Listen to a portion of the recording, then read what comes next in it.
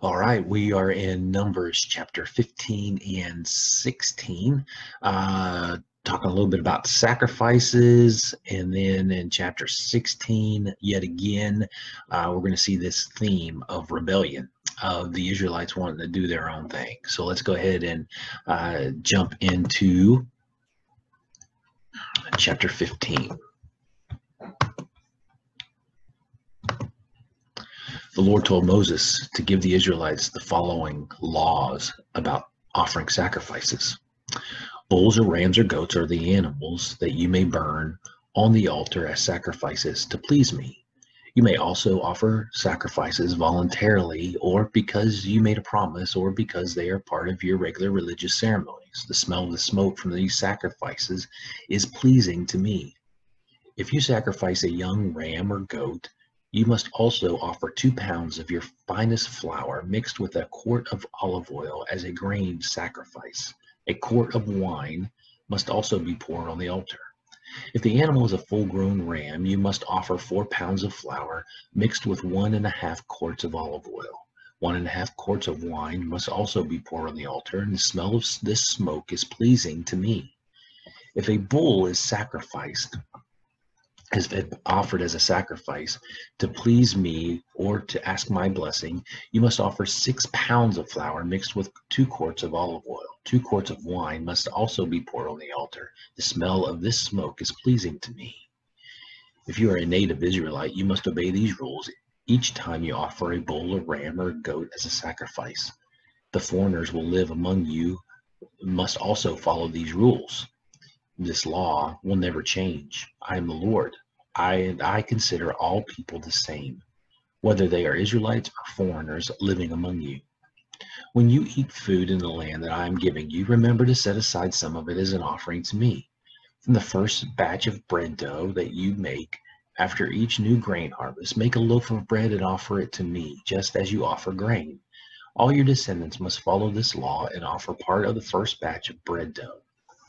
The Lord also told Moses to tell the people what must be done if they ever disobey his laws. If all of you disobey one of my laws without meaning to, you must offer a bull as a sacrifice to please me, together with grain sacrifice, a wine offering, and a goat sacrifice for sin. Then the priest will pray and ask me to forgive you. And since you did not mean to do wrong, and you offered sacrifices, the sin of everyone, both Israel's and foreigners among you, will be forgiven. But if one of you does wrong without meaning to, you must sacrifice a year-old female goat as a sacrifice for sin, and the priest will then ask me to forgive you, and your sin will be forgiven. The law will be the same for anyone who does wrong without meaning to, whether an Israelite or a foreigner living among you. But if one of you does wrong on purpose, whether Israelite or foreigner, you have sinned against me by disobeying my laws. You will be sent away and will no longer live among the people of Israel. Once, while the Israelites were traveling through the desert, a man was caught gathering firewood on the Sabbath. He was taken to Moses, Aaron, and the rest of the community, but no one knew what to do with him. So he was not allowed to leave. Then the Lord said to Moses, "Tell the people to take the man outside the camp and stone him to death." So he was killed, just as the Lord commanded Moses. The Lord told Moses to say to the people of Israel, "Sew tassels onto the bottom edge of your clothes and tie a purple string to each tassel. These will remind you that you must obey my laws and teachings. And when you do, you'll be dedicated to me and won't follow your own sinful desires. I am the Lord your God who led you out of Egypt." Korah, son of Izhar, was a Levite from the Kohathite clan. One day he called together Dathan, Abiram, and On from the Reuben tribe, and the four of them decided to rebel against Moses. So they asked 250 respected Israelite leaders for their support, and together they went to Moses and Aaron and said, "Why do you think you're so much better than anyone else? We're part of the Lord's holy people, and he's with all of us. What makes you think you're the only ones in charge?" When Moses heard this, he knelt down to pray. And then he said to Korah and his followers, "Tomorrow morning, the Lord will show us the person he has chosen to be his priest, and that man will faithfully serve him." Korah, now here is what you and your followers must do.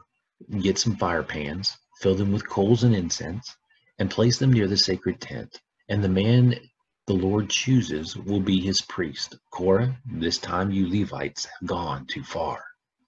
You know that the God of Israel has chosen you Levites from all of Israel to serve him by being in charge of sacred tent and by helping the community to worship in the proper way. What more do you want? The Lord has given you a special responsibility, and now, Korah, you think you should also be his priest? You and your followers have rebelled against the Lord and not against Aaron. Then Moses sent for Dathan and Abiram, but they sent back this message: "We won't come. It's bad enough that you took us from our rich farmland in Egypt to let us die here in the desert. Now you also want to boss us around. You keep promising us rich farmlands and fertile fields and vineyards, but where are they? Stop trying to trick these people. Now, no, we won't come to see you." Moses was very angry and said to the Lord, "Don't listen to these men. I haven't done anything wrong to them, and I haven't taken as much as a donkey." Then he said to Korah, "Tomorrow you and your followers must go with Aaron to the Lord's sacred tent.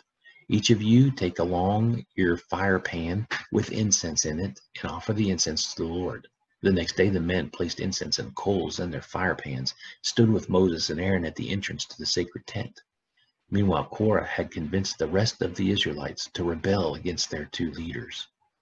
When that happened, the Lord appeared in all of his glory and said to Moses and Aaron, "Get away from the rest of the Israelites so that I can kill them right now." But the two men bowed down and prayed, "Oh, our God, you gave these people life. Why would you punish everyone here when only one man has sinned?"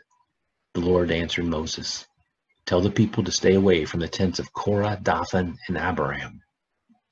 Moses walked over to Dathan and Abiram, and the other leaders of Israel followed.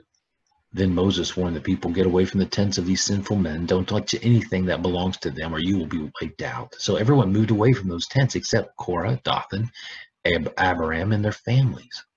Moses said to the crowd, "The Lord has chosen me and told me to do these things. It wasn't my idea, and here's how you will know. If these men die a natural death, it means the Lord hasn't chosen me. But suppose the Lord does something that has never been done before. For example, what if a huge crack appears in the ground and these men and their families fall into it and are buried alive together with everything that they own? Then you will know that they have turned their backs on the Lord." As soon as Moses said this, the ground under the men opened up and swallowed them alive, together with their families and everything they owned, and then the ground closed back up and they were gone. The rest of the Israelites heard their screams, so they ran off shouting, "We don't want that to happen to us."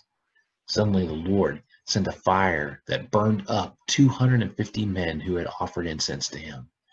Then the Lord said to Moses, "Tell Aaron's son Eleazar to take the fire pans from the smoldering fire and scatter the coals. The pans are now sacred because they were used for offering incense to me. Have them hammered into a thin layer of bronze as a covering for the altar." Those men died because of their sin, and now their fire pans will become a warning for the rest of the community. Eleazar collected the pans and had them hammered into a thin layer of bronze as a covering for the altar, just as the Lord had told Moses. The pans were a warning to the Israelites that only Aaron's descendants would be allowed to offer incense to the Lord. Anyone else who tried would be punished like Korah and his followers. The next day, the people of Israel, again, this is the next day, complained against Moses and Aaron. The two of you killed some of the Lord's people." As the people crowded around them, Moses and Aaron turned toward the sacred tent, and the Lord appeared in his glory in his cloud covering the tent. So Moses and Aaron walked to the front of the tent, where the Lord said to them, "Stand back, I'm going to wipe out these Israelites once and for all." They immediately bowed down and prayed. The Lord told Aaron, grab the fire pan and fill it with hot coals from the altar. Put incense in it, then quickly take it to where the people are and offer it to the Lord so they can be forgiven. The Lord is very angry, and the people have already started dying. Aaron did exactly as he had been told. He ran to the crowd of people and stood between the dead bodies and the people who were still alive. And he placed the incense on the pan and then offered it to the Lord and asked him to forgive the people's sin. The disease immediately stopped spreading, and no one else died from it. But 14,700 Israelites were dead, not counting those who had died with Korah and his followers. Aaron walked back and stood with Moses at the sacred tent. So we see some sad things taking place at the beginning stages with the Israelites. They argue with Moses and Aaron, and you would think they would catch on that to do that is not a good thing, but they continue to do it, and so many people died. One of the things I want to point out is that God did a simple thing with the Israelites. He said, put these tassels on you so you can always remember that God is the one that's in charge. And that's a good reminder for us. There needs to be reminders that we have in place to remind us of who we are and why we are supposed to do the right thing every time. And so I hope you find those things, whether those are notes or scriptures or things that you put on your computer screen or on the wall or on the mirror, to, as always, to be a reminder of who God is and what he has done for us. Hope you have a great day.